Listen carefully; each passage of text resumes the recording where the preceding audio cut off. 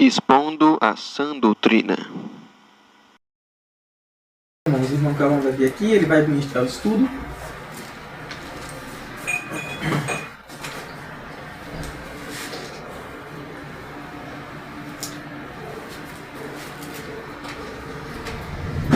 Vamos orar pelo nosso irmão, pela palavra de Deus, pela ministração, para que Deus ponha fogo no coração dele, ou ponha fogo no sermão dele também, quando é necessário. Mas para que ele fale ao nosso coração, tá? Nunca é um estudo, nunca é o mesmo estudo. Sempre que vai ministrar o estudo é com teor diferente e nós possamos considerar como se fosse sempre o último. Então que Deus opere no coração do nosso irmão Calão para que ele fale aquilo que nós precisamos ouvir. Vamos orar. Pai Santo, Pai Bendito, graças te damos, ó Deus, mais uma vez. Nós nos apresentamos mais uma vez a Ti, agora para pedir pelo sermão, pelo pregador e pela pregação. Seja com teu servo, o irmão Cauã, traga iluminação à mente dele, ao coração, bem como as palavras, para que ele possa compartilhar de forma clara, dinâmica, a Tua palavra, e na nossa mente também, para que haja compreensão por parte dos ouvintes da Tua pregação. Então, ó Deus, fala ao nosso coração com a temática que Ele trouxe para esse estudo de hoje, com a preparação que Ele fez para esse estudo de hoje, que o Senhor possa honrar os esforços, o tempo de estudos que Ele passou preparando, com resultados agora na hora da ministração. Sabemos, ó Deus, que pregar não é fácil e exige que nós sejamos fiéis ao texto, fiéis ao Senhor nessa ministração. Então seja com Ele, para que Ele possa de forma clara e objetiva compartilhar o que o Senhor quer falar aos nossos corações nessa manhã. Seja conosco, Senhor. Alegre o nosso coração, vivifica o nosso coração por meio da Tua palavra, traz consolo e ânimo também. Essa é a nossa oração, em nome do Senhor Jesus. Amém. Amém.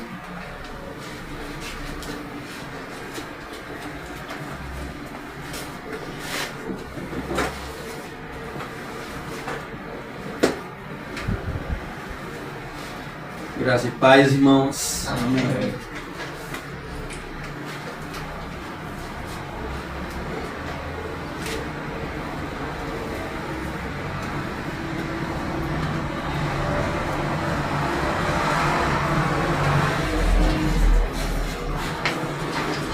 E como eu sempre digo, né, uma alegria estarmos aqui.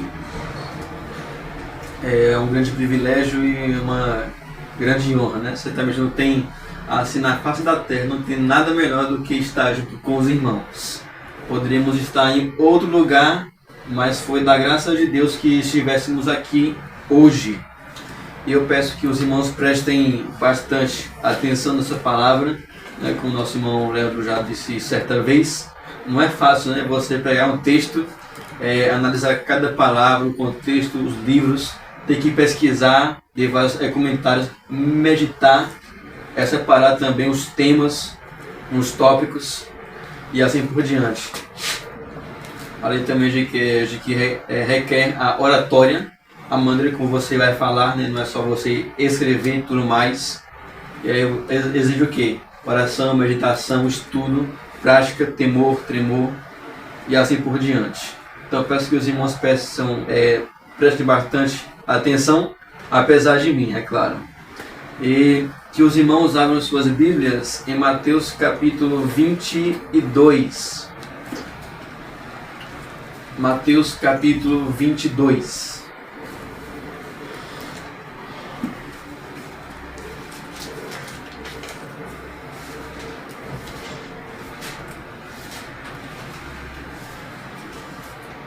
Não seria esse estudo que eu iria trazer, mas por conta do tempo não deu para assim preparar um estudo assim mais tópico, né, mais abrangente. Então nós vimos nos deter apenas nesses versos aqui. Mateus 22, versos 34 a 40. Amém, irmãos? Amém. Então, entretanto, os fariseus, sabendo que Jesus havia silenciado os saduceus, reuniram-se em conselho. E um deles, intérprete da lei, querendo pôr Jesus à prova, perguntou-lhe: Mestre, qual é o grande mandamento da lei? Jesus respondeu: ame o Senhor seu Deus de todo o seu coração, de toda a sua alma, de todo o seu entendimento. Este é o grande e primeiro mandamento. E o segundo é semelhante a este, que é: ame o seu próximo como você ama a si mesmo. Destes 2 mandamentos dependem toda a lei e os profetas. Amém. Amém. Vamos orar, irmãos, mais uma vez.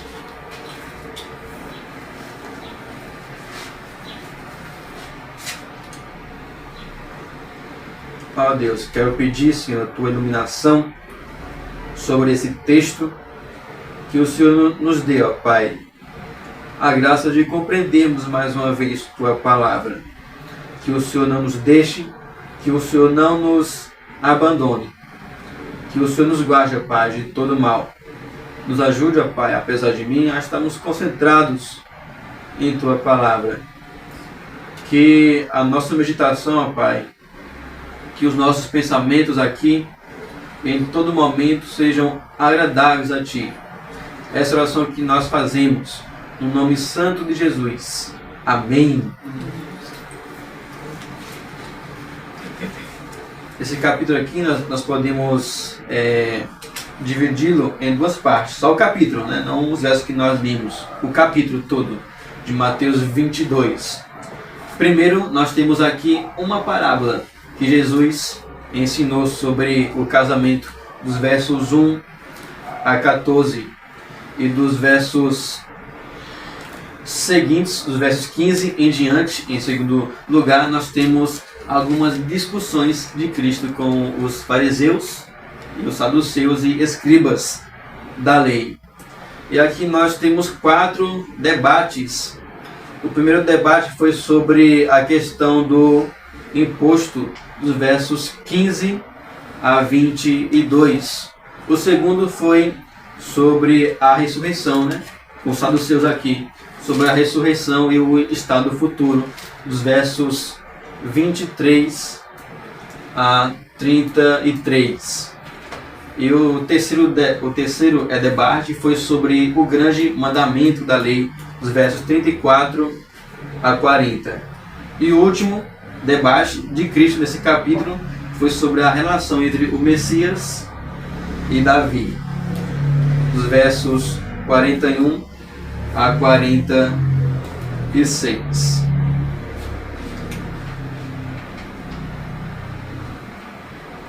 E não é nem necessário eu me deter muito na introdução, né?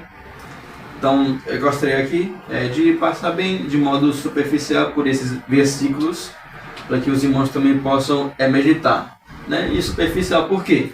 Porque isso aqui são coisas básicas, é o que nós já estudamos há muito tempo, né? Desde quando os irmãos estavam aqui com o irmão Leandro, né? Que não estava aqui.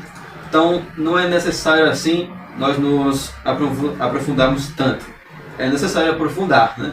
E de nos lembrarmos também de alguns princípios importantes. Então, uma das coisas aqui que eu gostaria só de destacar aqui são os versos 36 a 40. Mas, em primeiro lugar aqui, do verso 34, nós temos uma aliança entre os fariseus e os saduceus. Uma aliança. Verso 34. Entretanto, os fariseus, sabendo que Jesus havia silenciado os saduceus, reuniram-se em conselho. Percebe? Fariseus e saduceus. E olha que esses dois aqui, eles acreditavam em coisas diferentes. Os fariseus, eles criam na Torá, somente na Torá. E também criam na ressurreição, na imortalidade da alma. Já os saduceus não. Eles desprezavam uma parte da palavra de Deus, se não me engano. Ou acreditavam na lei e nos profetas. Além também de que eles não criam na ressurreição. Então, se você perceber, nos versos anteriores, eles fazem uma pergunta hipócrita, né, para Cristo. E na ressurreição, a viúva, a mulher que se casou com 7 homens. de quem ela será esposa na ressurreição. E aí Cristo responde, né, que lá não haverá casamento, pelo contrário, serão como os anjos. Uma pergunta hipócrita.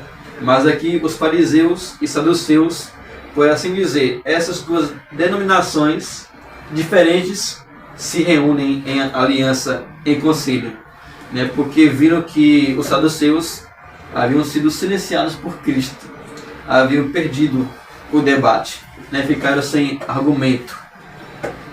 E aqui eles estavam com ódio e com raiva de Cristo, né, porque eles eram hipócritas.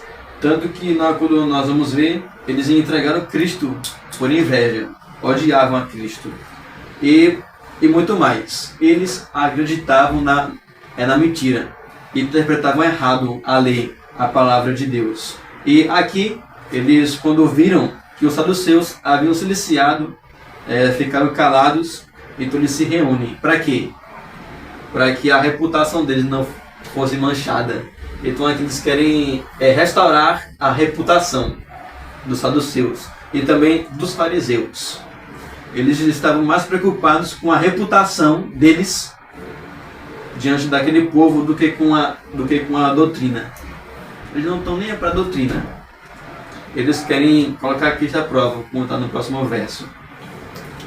Então, irmãos, adiante, aqui diz, verso 35, e um deles, intérprete da lei, querendo pôr Jesus à prova, perguntou-lhe. Então aqui nós temos esse intérprete da lei, ou doutor da lei, alguém que examinava a lei, os 10 mandamentos, a lei de Moisés, ou a lei entregue no tempo de Moisés. E esse intérprete aqui, nós podemos até supor que ele não era assim um fariseu mau, alguém mau, humanamente falando, né? Porque Cristo disse, você não está longe do reino de Deus. Então, ele tinha mais probabilidade de ser salvo do que os outros. Então aqui nós temos, nesse verso 39, quer dizer 35, a pergunta desse fariseu. E verso 36. Mestre, qual é o grande mandamento da lei? Primeiro aqui que essa, como eu disse Matthew Henry, é uma pergunta desnecessária. Talvez os irmãos discordem, mas calma aí, não venham tacar pedra em mim. Essa aqui é uma pergunta desnecessária.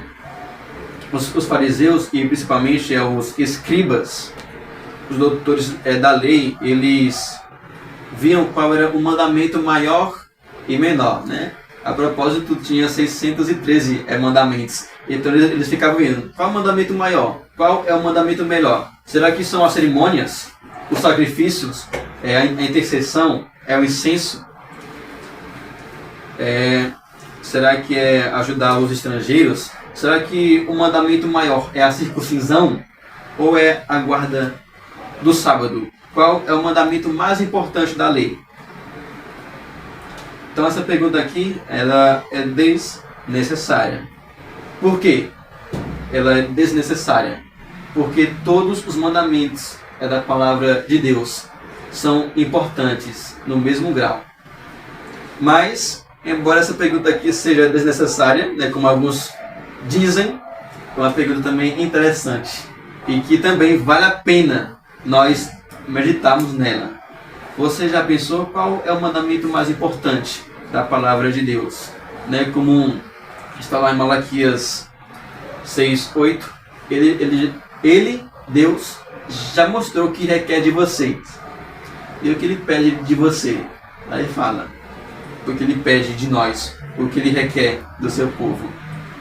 Você já pensou que mais Deus requer de sua vida, dos seus bens materiais, do seu corpo, da sua alma?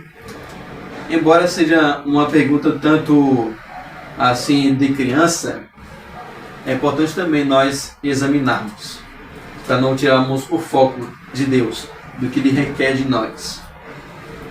Então, e aqui sobre mandamentos importantes, ou mandamento maior e menor, o próprio Cristo o próprio Cristo, ele também havia falado sobre os fundamentos, as coisas mais importantes da lei.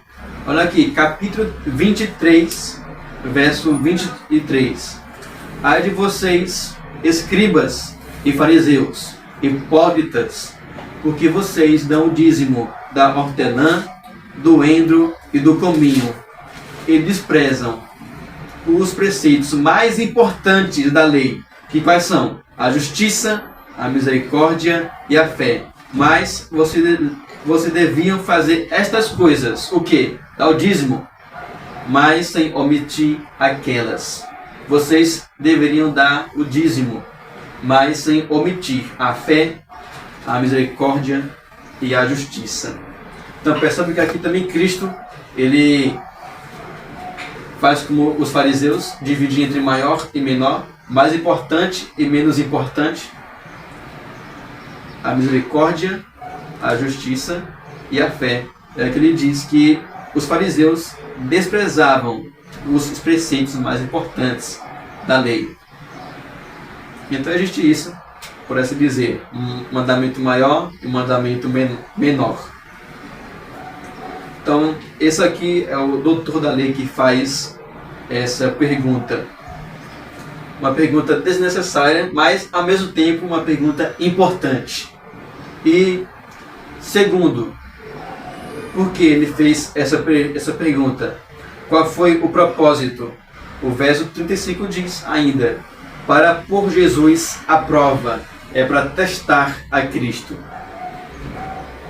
É para manchar a reputação dele. É para calá-lo. Então, caso Cristo ele enaltecesse, ele exaltasse um mandamento mais do que o outro, os fariseus iam fazer com que Jesus ele tivesse dizendo alguma mentira.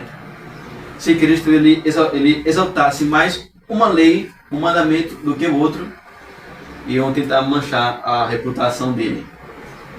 E na verdade aqui, os fariseus não estão preocupados com o conhecimento de Cristo, com o seu intelecto. Eles não se importam com o que Cristo pensa. Eles estão, o que eles mais importa para eles é o que Cristo irá falar, o julgamento. Então, dependendo do que Cristo falasse, ele também poderia ser condenado. Embora essa questão aqui, nos tempos bíblicos, fosse inofensiva, aparentemente. Então era para pôr Jesus à prova o que ele iria dizer. Amém, irmãos? Estão compreendendo? Amém. E aqui Jesus ele responde a pergunta do fariseu. Verso 37. Jesus respondeu: ame o Senhor seu Deus de todo o seu coração, de toda a sua alma e de todo o seu entendimento. Então Jesus ele responde essa pergunta óbvia, porque não é motivo de desonra, é para um mestre responder perguntas fáceis. Não. O próprio Cristo responde essa pergunta.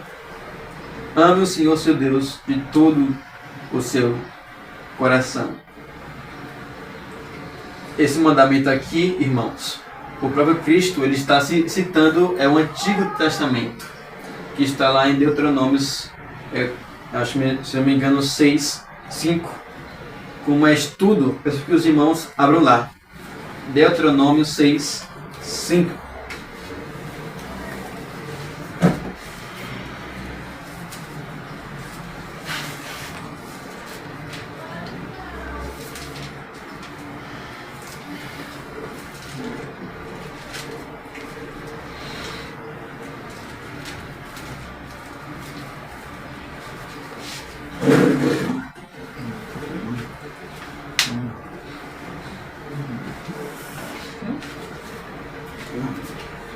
Nesse verso aqui, bem como no de Mateus, nós temos o grande e primeiro mandamento. Aqui no verso 37 de Mateus e aqui em Deuteronômio 6, 5. Como é que diz aí? Portanto, ame o Senhor, seu Deus, de todo o seu coração, de toda a sua alma e com toda a sua força. Amém. Amém. Então esse aqui é o primeiro e grande mandamento. Perto do versículo favorito dos judeus, né? O Shema. Ouve, Israel. O Senhor, nosso Deus, é o único Senhor. Dava um êxtase, uma nostalgia quando o judeu ouvia esse versículo. Ouve, Israel. Esse aqui é o primeiro e grande mandamento. Você pode voltar lá agora para Mateus. Mateus 22. E, irmão Cauã, a gente, uma notinha de rodapé, né? Nesse texto que o irmão Cauã está expondo, tem duas coisas bem interessantes a gente considerar quando a gente começa a ler esse texto, que primeiro é a atitude dos fariseus, né? O propósito e as motivações, conforme o irmão Cauã falou.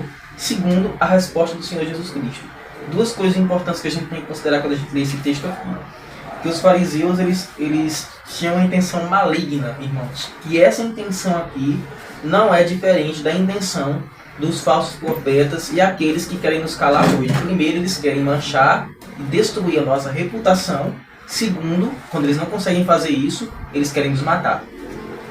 Então, eles quiseram manchar a reputação do nosso Senhor Jesus Cristo por várias vezes, fazendo perguntas para ele, querendo pôr ele à prova, para encontrar erro nele, ou distorcer as palavras dele, como eles distorceram, dizendo, tiveram que contratar testemunhas falsas para Jesus. Quando não conseguiram silenciar o Senhor Jesus Cristo por meio dessas coisas, por meio de narrativas, eles então mataram o Senhor Jesus Cristo. Então, isso aqui é muito importante observar, essa atitude dos fariseus, porque nós, como seguidores e imitadores do Senhor Jesus Cristo, provavelmente, se formos fiéis ao Senhor, passaremos por isso. Por um teste de fogo com relação à nossa reputação e, por conseguinte, se continuarmos sendo fiéis ao Senhor, a morte. Então é fundamental. Obrigado, irmão, pela adição. E falando sobre isso aí, né, sobre a reputação de Cristo, os fariseus querendo matar ele, os fariseus não são apenas assim a representação de falsos profetas, mas também eles simbolizam uma religião falsa, como por exemplo o islamismo. Quando eles nos consideram infiéis. E para você se batizar tem que fazer uma profissão de fé. Você faz uma profissão de fé. E a parte que você fala, aquela frase, você é considerado batizado. E se você, alguns anos depois, renunciar à fé, o que eles fazem? Matam você. Tanto que teve pessoas que se converteram ao cristianismo e tiveram que ir para outro país, outro continente. Estavam sendo perseguidos. A falsa religião, ela mata.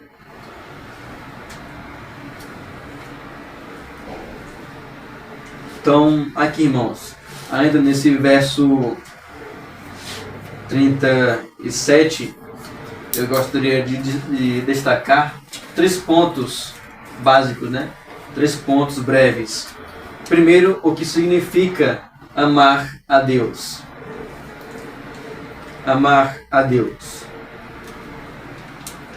Qual é o mandamento mais importante da lei de Deus? Jesus responde, amar a Deus.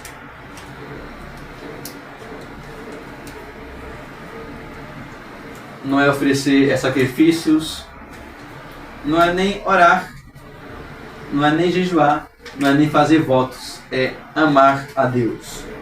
Mas o que quer dizer amar a Deus? Você já meditou nessa pergunta? Já pensou o que ela quer dizer para a sua vida? E uma das coisas aqui, meditando nisso, eu coloquei assim: amar a Deus significa apreciar os seus atributos, nomes e obras. É isso que quer dizer amar a Deus. Apreciar, admirar, contemplar os seus atributos, nomes e obras. Pensar nele.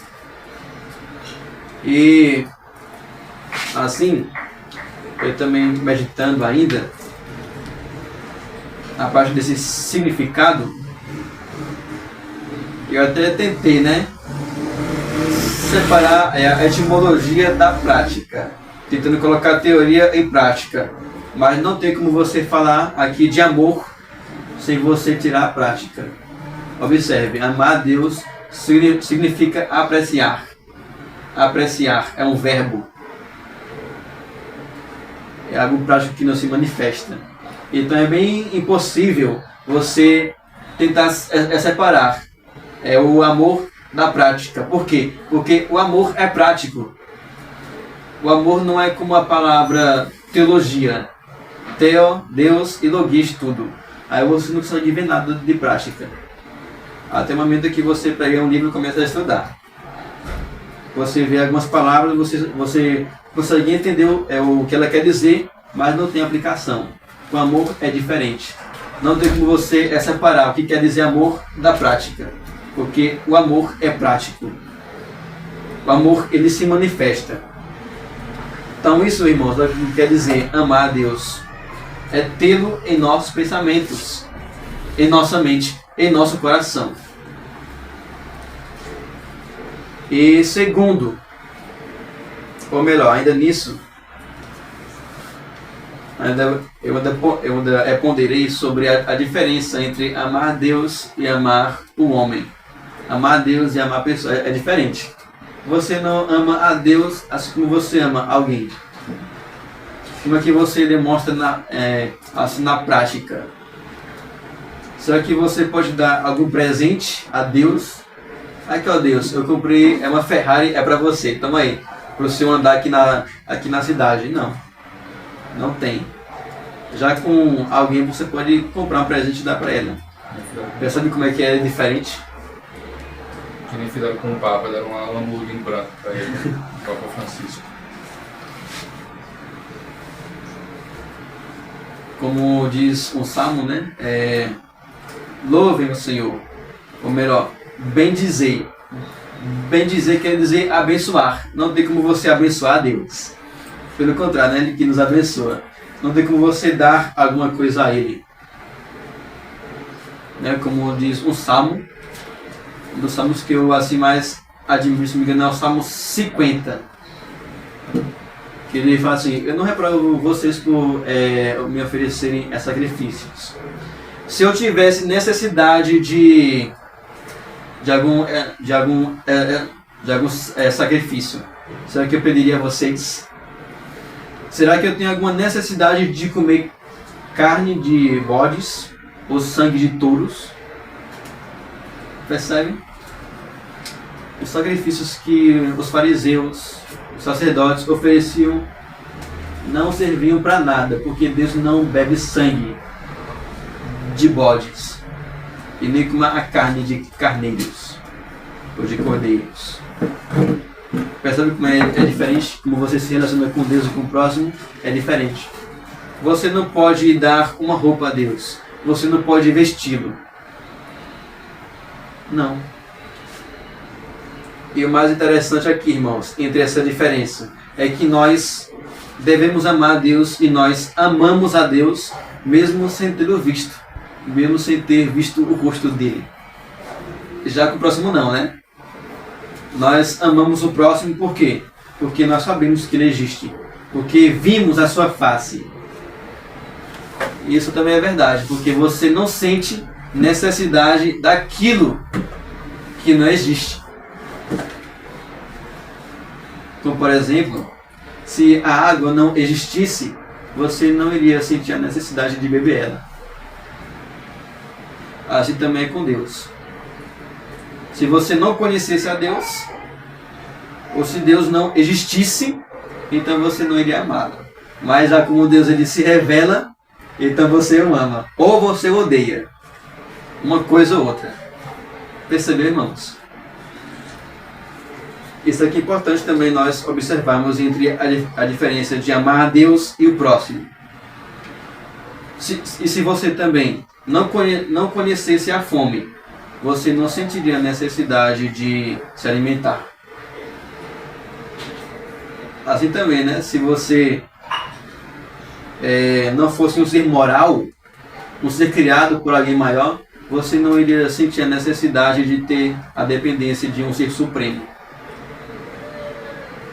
Embora a nossa carne, irmãos, ela odeia se sujeitar às leis de Deus, o nosso espírito, como diz Paulo, ele se agrada de coisas boas. Há algum vazio aqui entre nós, em nós. Então amar Deus é apreciado. Ok, irmãos? Amém. E em segundo lugar, esse mandamento aqui é uma ordenança. Então não tem reteté nem dessa birrada aqui. Então se você não ama a Deus, está descumprindo esse mandamento. Porque não é apenas um mandamento, também é uma característica daquele que é salvo por Cristo. Como pregou nosso irmão Leandro, o amor de Deus nos constrange a amar o nosso próximo. O amor de Deus nos leva a amar o nosso próximo. O amor de Deus nos impulsiona a amar o nosso próximo. Por quê? Porque Deus, ele é nosso Pai. E nós somos o filho dele. Os filhos dele. E o que o filho faz? O filho, ele faz o que o pai faz. O que o pai faz? Ama. E o que o filho deve vir fazer? Amar. Deus não tem prazer em pessoas que não o amam. E uma alma que não ama é uma alma que não é regenerada.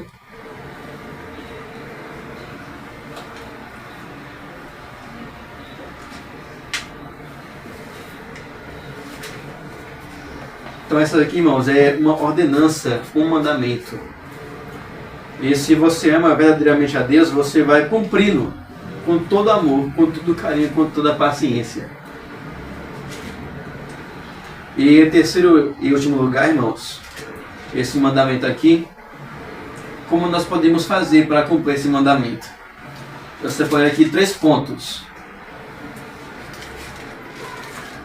Como nós então podemos amar a Deus?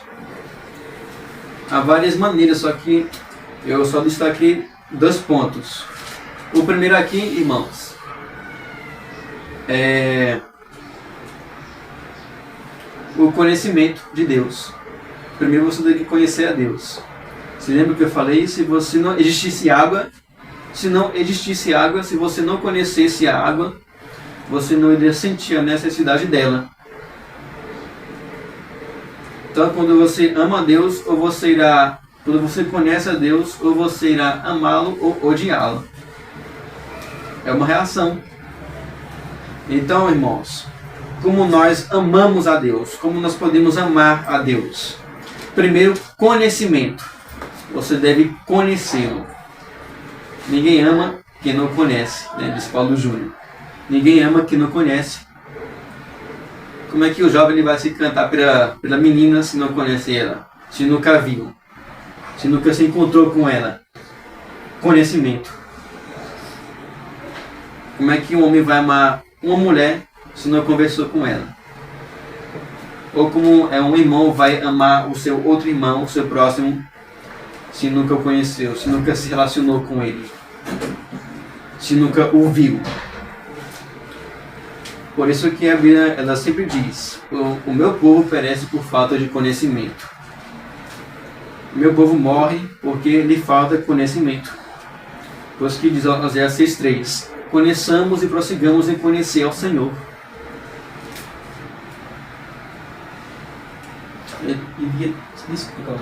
E via de regra, quanto mais você conhece a Deus, mais você o ama. Então, Já fala isso aí. amar a Deus sem o conhecimento teórico e experiencial do próprio Deus é a maior das mentiras. Você não ama o Senhor se você não o conhece. Como você ama sem você conhecer? Tá? Então é por isso que Ele se revelou. Porque Ele quer ter um relacionamento verdadeiro com as suas criaturas e quer que elas o amem. A partir disso, né? E o que o irmão Carl falou é muito interessante, porque uma coisa está para a outra. Então, assim como a comida está para a fome, não existiria. Então, se a gente tem um vazio, acho que foi C.S. Lewis que disse isso, se não me engano, não me lembro exatamente agora, foi Tozer, não lembro, que diz que se há um vazio na nossa alma que a gente não pode preencher, né, só há uma explicação, é que a gente não foi feito por esse mundo. Então, a mesma coisa também com relação ao conhecimento de Deus, né? Outra ciência aqui de citar Deuteronômios 6,4. Ouve Israel, o Senhor nosso Deus é o único Senhor. Esse mandamento ali, esse verso está falando, conheça o Senhor. Está dizendo que Ele é absoluto. Ouça Israel, o nosso Deus, o Senhor, Ele é o único Senhor. É o único. É o Deus vivo.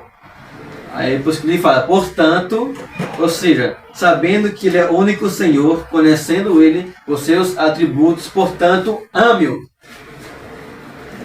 Bom, posso fazer É assim. Pode fazer. Baseado nisso que a gente acabou de falar, na questão do amor, é uma expressão prática, usando também o texto de 1 Coríntios 13, tratar o amor como sentimento. De certa forma, não seria algo errado, não a se fazer, porque, vamos supor, a gente pega o exemplo de Isaac, nunca viu Rebeca, mas ainda assim a Bíblia diz que quando ele a viu, amor. A gente pode deduzir que ali foi o sentimento, não foi uma ação prática, porque ele não conhecia ela ainda. Então, tratar o amor como um sentimento e não como um mandamento, não seria algo meio errado? Assim, como eu já havia falado, né, existe uma diferença entre emoção e sentimento. As emoções, elas passam. O sentimento já é mais duradouro, como está lá em 1 Coríntios 13, o amor jamais acaba. Então o sentimento ele é duradouro, perpétuo, jamais acaba. Então o sentimento é um desejo assim, aquilo que você sente por alguém que é duradouro, ok? Então não é pecado tratar o amor como um sentimento. Além também de ser uma virtude. Existe uma linha bem tênue nisso aí, né? Porque via de regra essas emoções são sentimentos, né? Então assim, é claro que a gente tem que entender, irmão Gustavo, ali o contexto em que está inserida aquela passagem, aquele termo amor ali na questão de Isaac. Porque o amor ali está relacionado ao ato da relação conjugal, ele coabitou com ela, né? Então a gente tem algumas definições de amor hoje que não correspondem necessariamente ao que a Bíblia trata sobre o amor de Deus, ou o amor a Deus, ou que está em 1 Coríntios 13, por exemplo. Entendeu? Então o amor é uma ordenança, passa pelos sentimentos, pelas emoções, né? E que tem sua nascente em Deus, certo? E acho que até Calma falou sobre isso, né, Calma? Você falou sobre isso antes. As definições de amor elas mudam conforme o contexto e as aplicações. Então, o amor ágape, o amor eros, o amor filho, né? Filéu, isso. Então, é muito interessante isso aí, ver como é que está inserido, qual é o contexto nesse sentido, tá? Mas envolve emoções, envolve sentimentos, claro. Assim. Se não me engano, a palavra agapão, ela aparece, acho que umas mais de 100 vezes no Novo Testamento. E 25 vezes a palavra filéu no Novo Testamento. Só a palavra eros que não aparece, que é o desejo sexual, né? Não aparece na Bíblia. Então, irmãos, sem conhecimento é impossível amar a Deus. Mas, sim, só mais um detalhe. A pergunta do irmão é pecaminoso, né? A pergunta do irmão é pecaminoso ou não, é isso? Tratar o amor. Essa ordem como um sentimento. Isso. Não necessariamente, porque uma coisa está ligada à outra, é impossível não sentir. Certo. Impossível não ter sentimentos. Vou matar isso daí. Então, irmão, não é pecado.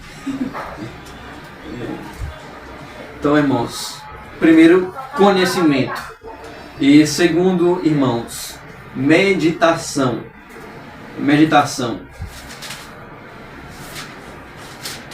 Como é que você sabe também que o jovem ele ama a menina, a varoa? Quando ele fica pensando nela o tempo todo. Abra lá sua Bíblia em Salmo 63, verso 6. Meditação.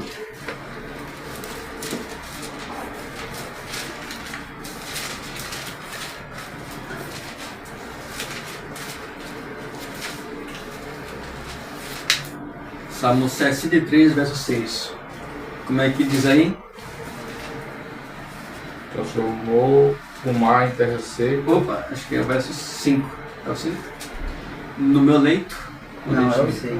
É o 6. No meu leito, quando De ti me recordo. em ti medito durante a vigília da noite. São 63? 63, quer dizer. Ah, Ah, 63? eu tava assistindo, você tava até estranhando. Eu tô no 3. Ah, sim, sim. Amém? Vamos ler de novo? Irmãos, pode ler. No meu Meu leito, Quando de ti me recordo e em ti medito durante as vigílias da noite.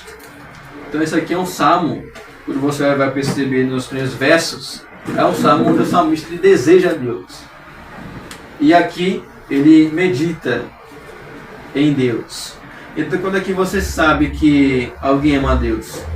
Quando os pensamentos dessa pessoa estão voltados para Deus. Como é que você sabe que o jovem ama a menina? Ele fica pensando nela. E aqui o verso diz, ó, eu estou na minha cama, mas eu estou pensando em Deus. Quando é que você sabe que o jovem gosta da menina? Quando ele está lá na cama e pensa nela. Quando vai dormir, né? Dorme pensando nela, acorda pensando nela, tudo. Se possível, colocar até a foto dela como papel de parede, conversa com ela todo dia. E assim vai. Tem que cuidar pra não ver ela no mandamento. Vamos conversar. Daqui a pouco tá idolatrando até. Manda mensagem pra ela, conversa com ela todo dia. É um fogo, bicho. Então, de igual modo, irmãos, é nós com Deus. Então, se as pessoas que falam assim, não, eu sou cristão e tudo mais, eu vou para a igreja, mas você vê que aquela pessoa não tem os seus pensamentos fixos em Deus, é uma evidência que essa pessoa não ama Deus, não deseja Deus. Ok, irmãos? Sim. Como também foi dito sobre os puritanos, eles ficavam com raiva quando dormiam sem pensar em Deus. O primeiro pensamento deles ao acordar era Deus. O último ao deitar era Deus. O tempo todo. Porque eles sabiam que Deus estava presente, corandeu, diante da presença de Deus. Eles estavam. Meditação. Quanto tempo você tem gastado com a meditação da palavra de Deus? E é claro, né? Não existe meditação na palavra sem ler a palavra. Não preciso nem de falar o quanto é incrível, né? Quanto nós somos incríveis. Gastamos 30 minutos de frente de uma tela, mas não passamos nem 15 minutos lendo a Bíblia. Qual foi a última vez que você, ao abrir a sua Bíblia, ficou empolgado ao ler o livro de Romanos? Nossa, eu estava lendo a Bíblia ontem, agora eu vou ler outra vez, e eu quero ver o que Paulo estava querendo falar sobre a eleição, sobre os judeus e gentios. Qual foi a última vez que você sentiu empolgação ao ler esse livro? Qual foi a última vez que você chorou em cima desse livro? Meditação. Como é que você vai meditar na palavra de Deus se a sua mente e seu coração está cheio de porcaria e coisas inúteis?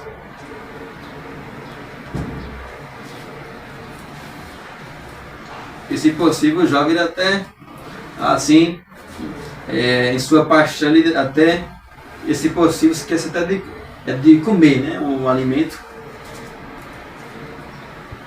Deveríamos esquecer mais de nós e nos lembrarmos mais de Deus. Esvaziar de nós e nos encher dele. Então, irmãos, meditação. E por último, irmãos, santificação. E com isso eu gostaria de ler aqui um hino que eu gosto muito, que me chamou bastante atenção de nosso cenário. É o hino 131 de nosso cenário. Primeiro, conhecimento de Deus para amá-lo. Segundo, meditação. E por último, irmãos, santificação. E a santificação, ela inclui que você é fiel a Deus, que você ama a Deus. Santificação tem a ver com a sua fidelidade a Deus. Quando é que o homem ele é fiel à sua esposa? É quando ele não se envolve com outra mulher, ele é fiel com ela. Assim também é conosco. Então qualquer um que fica paquerando, por assim dizer, o mundo, está desonrando a Deus, está sendo infiel a Ele.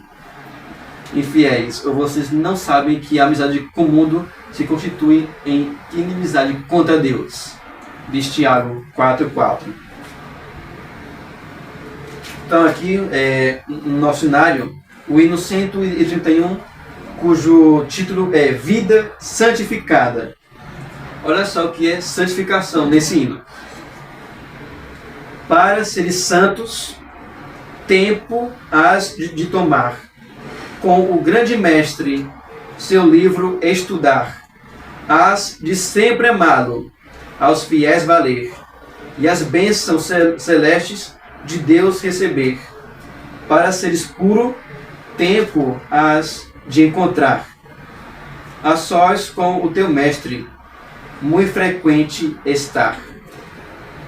Teu olhar bem fito nele sempre ter, teus atos provados seu grande poder.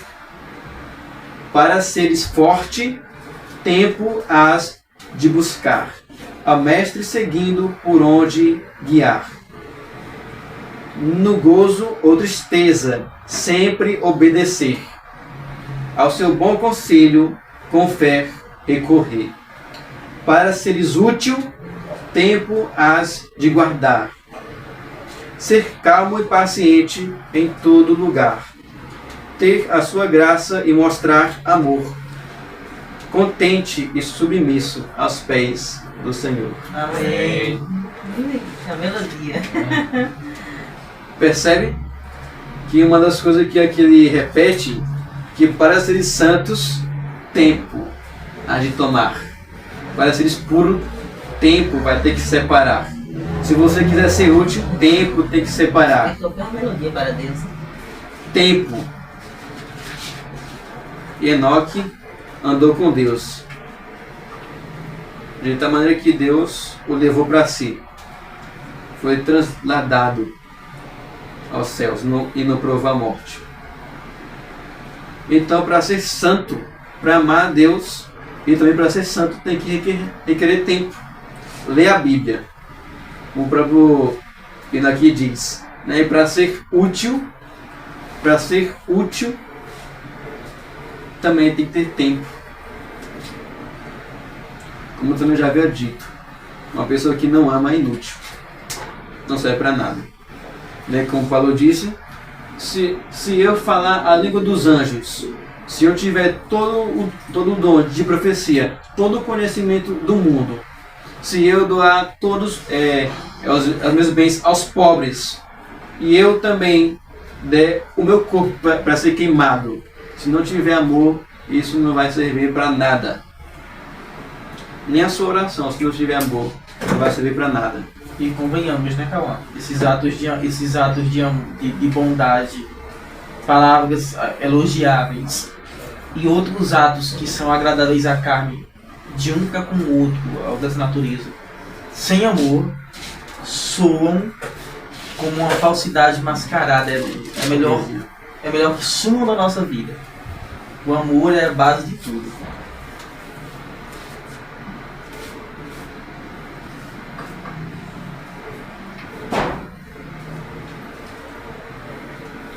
Como eu poderia dizer aqui, você pregar o Evangelho você pregar o evangelho sem a cruz é um absurdo.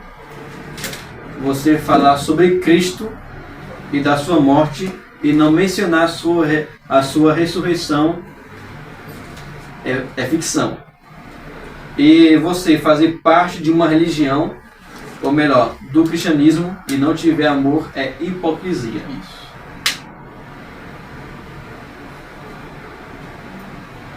E o verso 38 de Mateus capítulo 22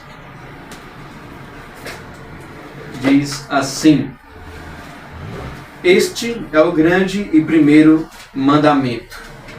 Aqui eu coloquei o título de a categoria deste mandamento, a categoria do primeiro mandamento. Este é o grande e primeiro mandamento.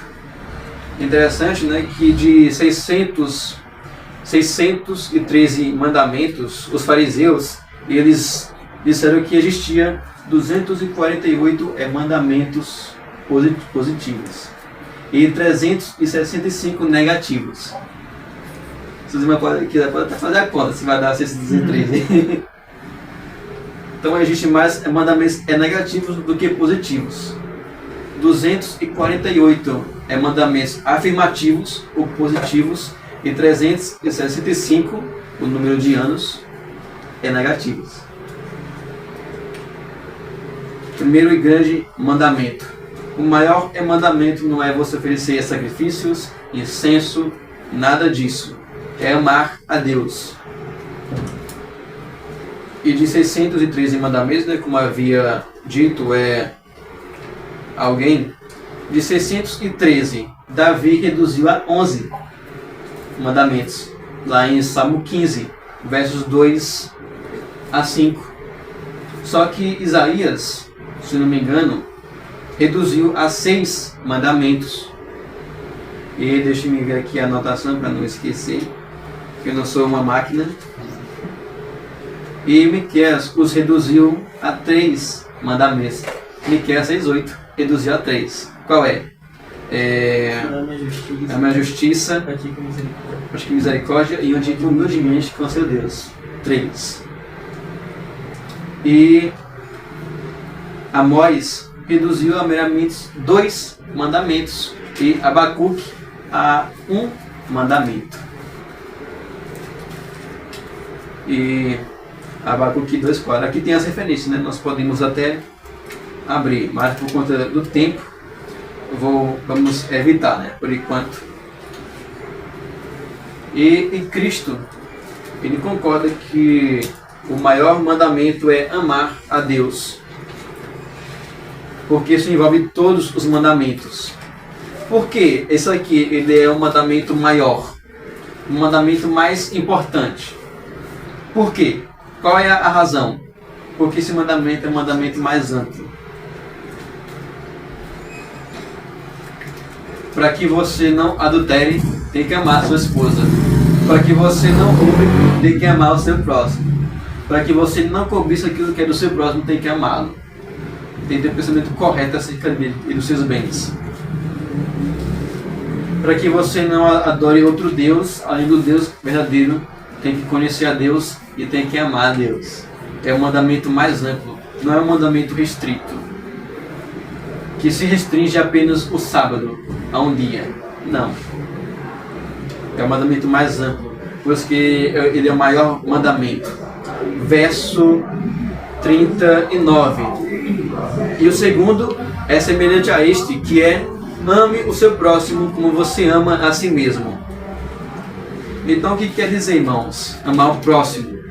O que significa amar o próximo? Naqueles 3 pontinhos. Amar o próximo quer dizer pensar o bem dele, desejar o bem dele, é estar feliz com a presença dele. Então, se você ver no texto grego, a palavra amor quer dizer receber com alegria.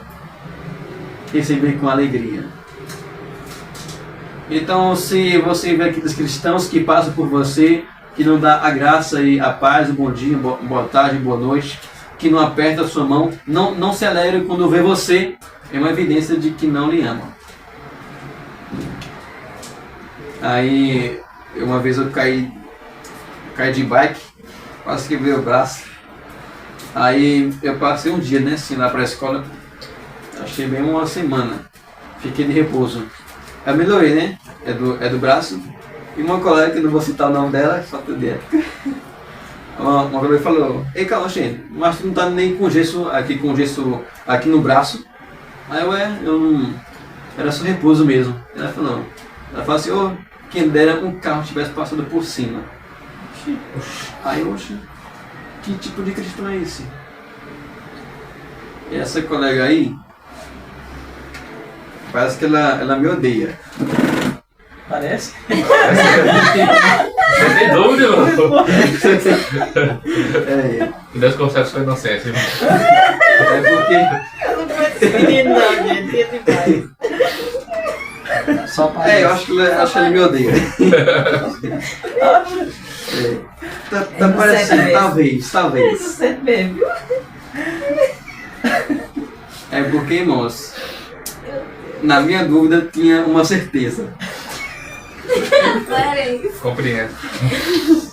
Não existe isso não. É. Eu não aguento. Tá bom. É.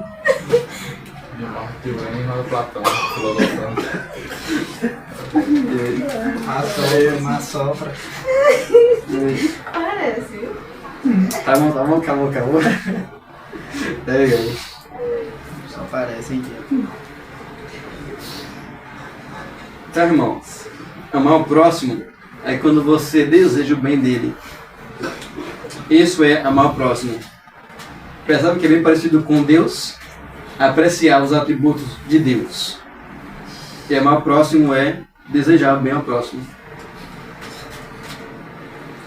Então, como é que nós podemos agora... Aqui também é uma ordenança. Então, se você não ama a Deus, você não pode amar o próximo. A evidência de que você ama a Deus é quando você ama o seu próximo. É confirmação.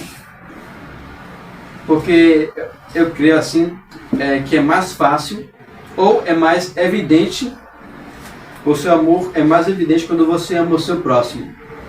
Porque alguém pode falar: eu amo a Deus, mas não tem desejo de pregar, evangelizar, nada disso. É uma ordenança. Então, aquele que obedece o primeiro grande mandamento também será capacitado a obedecer o segundo e grande mandamento. Sem falar que esse mandamento aqui, ele é semelhante ao primeiro. Isso é, o primeiro é mandamento, ou melhor, o segundo grande mandamento nasce do primeiro grande mandamento. É a evidência de que você é no próximo. O primeiro grande mandamento tem a ver com as primeiras tábuas da lei, os primeiros 4 mandamentos. E o segundo grande mandamento tem a ver com as últimas tábuas da lei. Os 6 últimos mandamentos do Decálogo. Então, quando é que nós demonstramos que amamos o nosso próximo? É quando oramos por ele. É quando desejamos o bem dele. Ele não quer que um carro passe por cima, né? É quando ele está doente e você vai lá visitar. É quando acontece alguma coisa e você liga para ele ou para ela. É quando você vê alguém pobre e ajuda com alimento, com dinheiro. Bem que com dinheiro, assim, não porque eu sou fechado, né? Mas por causa da confiança. Porque tem os mendigos que vão gastar com bebida, com droga. Então, mais favorável é você ajudar com alimento ou com roupa. É você vestir o nu. Né? Como está lá em Mateus capítulo 24. Eu estive nu e vocês não me vestiram. Eu estive preso e vocês não foram me visitar. Enfermo e não foram me ver. Passei fome e não me deram de comer. Tive sede e não me deram de beber. E aquele verso é o próprio Cristo que está falando no dia do juízo. Ele fala, quando vocês deixaram de fazer o bem para esses pequeninos, é a mim que vocês deixaram de fazer. E, na verdade, aquele mandamento ali, aqueles versos, está falando que é o nosso amor, é na perseguição. Quando eu estava preso, vocês não foram me ver, é na perseguição.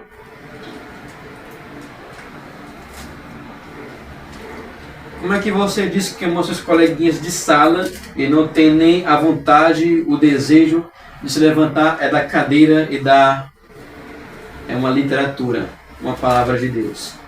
Como é que você disse que amou seus filhos e não ora por eles? E independente de qualquer circunstâncias, o mandamento é: ame o seu próximo. Ame o seu próximo. Você quer ver uma ilustração de como alguém ama o seu próximo? Não deu tempo assim de me pesquisar nada. Nem deu tempo de me estudar direito. Não consegui. Mas antes de me dormir, antes de me orar, depois que eu terminar o estudo, depois que eu terminei de orar pelo estudo, antes de me orar, eu me lembrei de uma coisa que eu havia visto quando eu era criança. Não sei se os irmãos também já viram. Aí você consegue ver a diferença entre você amar o próximo e odiar o próximo. Um certo mendigo estava de frente de um mercado. Ele apenas queria dormir, queria apenas descansar.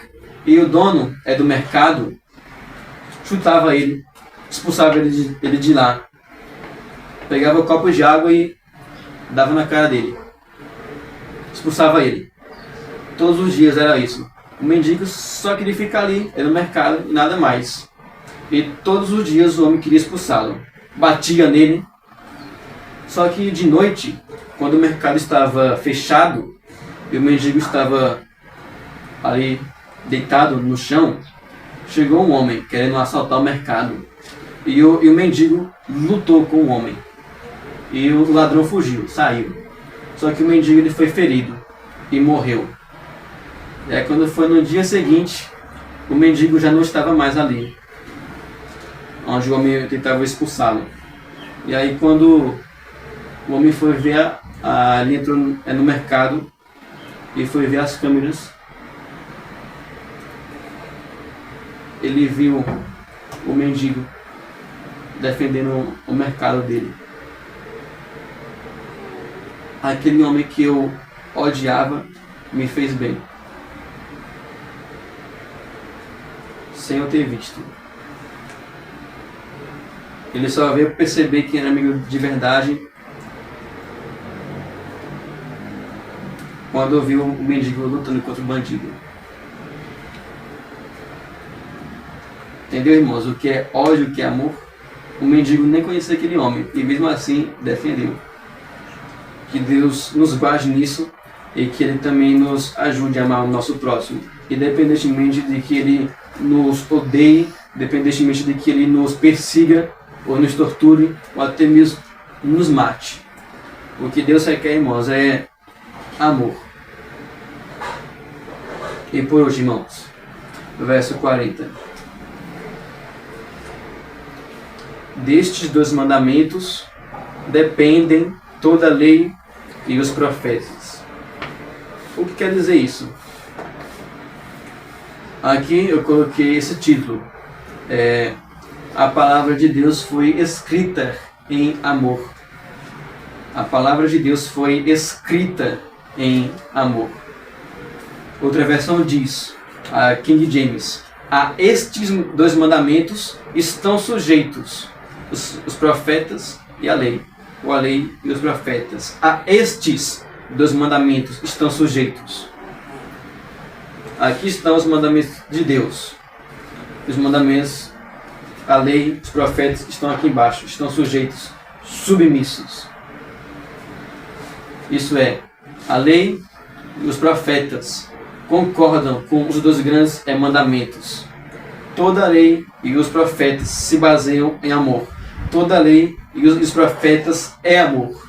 Toda a lei e os profetas vêm do amor. E também a versão NTLH diz, né, que a lei e os profetas se baseiam nesses dois mandamentos. É que você entende esse versículo. Porque toda a palavra de Deus é uma carta de amor. Quando você vai ver lá no Evangelho de João, ali também é uma carta de amor, porque Deus amou o mundo. E quem despreza esse amor, o verso diz, que quem não crer nele é condenado. Então, irmãos, rejeitar essa palavra é rejeitar o amor de Deus.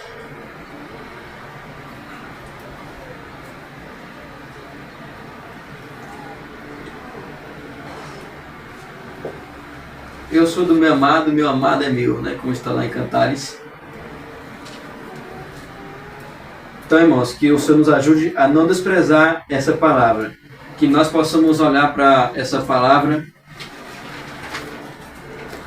e pensar assim: olha o que está aqui, nessa carta de amor. O meu amado, ele me ama. Ele quer que eu ame. Então, eu farei isso. Que o Senhor nos ajude, irmãos. Amém? Amém. Então vamos orar.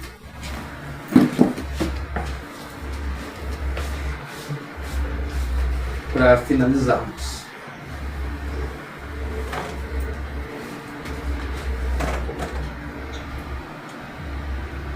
Senhor Deus, obrigado, Pai, porque apesar de nós, o Senhor tem nos ajudado. Obrigado, Senhor, por essa palavra. Obrigado, Deus. Certamente, ó Pai, nenhuma enciclopédia, nenhum dicionário, nenhum erudito, nenhum pastor, nenhum teólogo pode definir categoricamente, absolutamente, o que é o amor. Oro para que o Senhor nos ajude a meditar mais sobre esse mandamento. Qual é o grande mandamento? É o amor. A lei se baseia em amor.